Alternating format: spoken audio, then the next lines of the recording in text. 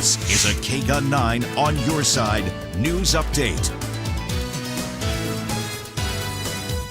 The search is still on for a Tucson bank robber, and now the FBI is involved in that case. FBI agents call him the Red Beard Bandit and say he robbed 3 banks in Tucson and 1 in Chandler. He's assumed to be in his upper 30s, between 5'8", 6 feet tall. The FBI says he's armed and dangerous. There are no suspects wanted in the death of a Pima County correctional officer. The sheriff's department says Brian Crum died while on the job around 11:30 yesterday morning. It happened at the Superior Court building downtown.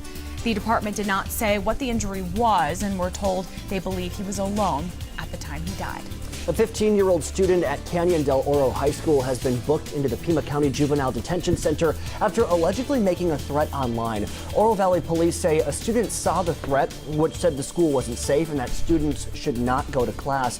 More officers were sent to CDO while they worked to figure out if that threat was actually real.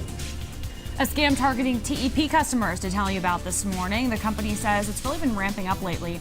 TEP says it typically gets about 120 to 130 calls every month, but this year it has gotten up to around 150 calls a month. We're told that scammers use software to trick victims into thinking the call is the real thing.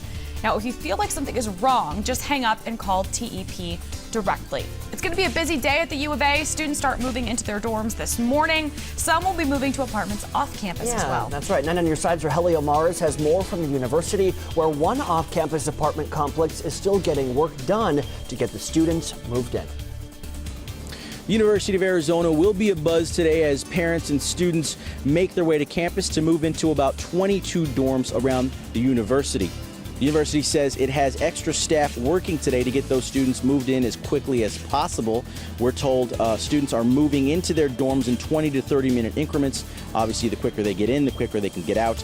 An official with U of A's Parking and Transportation Services told me if you're commuting near or through campus to expect delays, or if you can, just to avoid altogether the areas of Speedway, Campbell, Park Avenue, Euclid, and 6th Street near the university.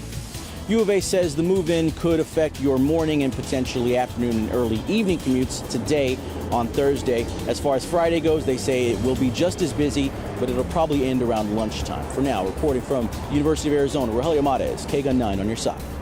The annual Just Between Friends Children's Consignment event begins today at the Tucson Convention Center. Families sell their new and used children's and maternity items like clothes, toys, and baby gear. Then other families pick those items up at a low cost. The sale is going to run from 10 to 8 today, 10 to 6 tomorrow, 8 to 5 on Saturday. All right, and Old Tucson is gearing up for another year of Nightfall. Wow, it's the big annual event. A hiring event is happening today from 4 to 6:30 at Old Tucson. They're looking to fill positions in food service, retail, entertainment, technology, parking, and security.